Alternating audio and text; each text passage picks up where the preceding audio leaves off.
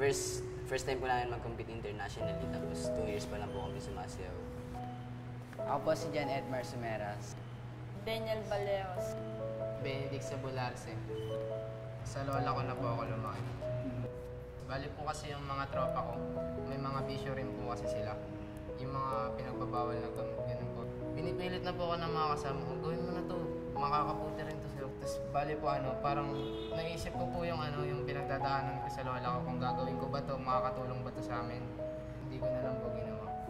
Naghiwalay po yung mama at papa ko. Hindi na po kayang i-afford yung pag-aaral ko, hindi na po kayang suportahan.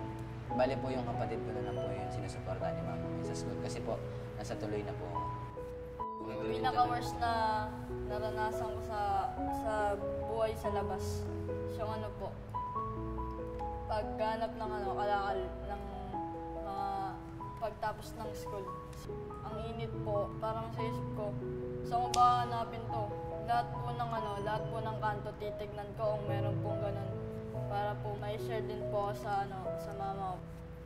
Na-discover ko po yung Bali kasi po meron po kaming first batch sa Tuloy. Sila po yung unang sumayaw ng Bali. Parang inaya po nila kami na, uy, gusto mo ba mag-Bali? Sa susunod na linggo, may audition, sali ka. Tapos ayun po, natuwa ako sa kanila. Sabi ko, gusto kong maging ganyan. Parang sarap sa pakiramdam.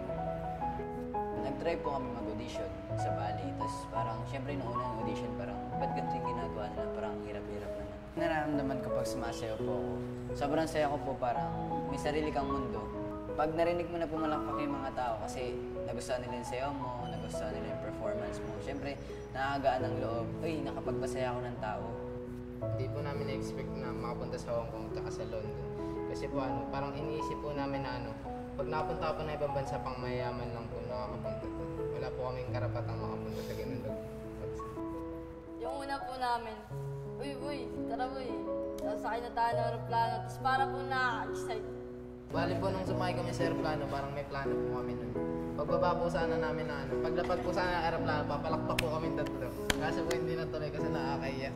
Yung naramdaman ko nung, syempre po, first time nga po sa ibang bansa. Tapos, first time lang po mag-compete internationally. Kinabahan po ako kasi first time ko lang po makakita ng mga matatangkad po, tapos mga white po. Syempre, parang, magagaling po sila eh. Kinabahan po ako nung una. Pero po nung bandang kaligitnaan na po, parang narealize ko na dito ko na may lalabas yung pinaghirapan ko. Parang nakakaba po eh. Pero po masaya kasi po, i-represent ko po yung bansa eh. Manalo man po, matalo. Sa Represent Pinoy ng PAL, sobrang thankful po kasi nisponsoran po nila kami. Ang masasabi ko po sa PAL is maraming salamat. Bukal yung puso nila na tumulong sa amin. Tsaka tumulong sa mga kabataan na katulad din namin. Yung gusto ko lang pong sabihin sa mga batang katulad ko na huwag po nilang itigil yung pangarap nila. Kasi kung wala kang pangarap, wala kang goal. Kung wala kang goal, wala kang mapupuntahan. Huwag po silang tumigil na pagsikapan na para maabot yung pangarap nila. Huwag tumigil sa pagdadasal kasi yung Diyos may plano sa ating lahat. Tapos matuto rin tayong mag-antay. Magtiwala lang sa sarili na lahat ng bagay, lahat ng paghihirap, makakaya kung gugustuhin.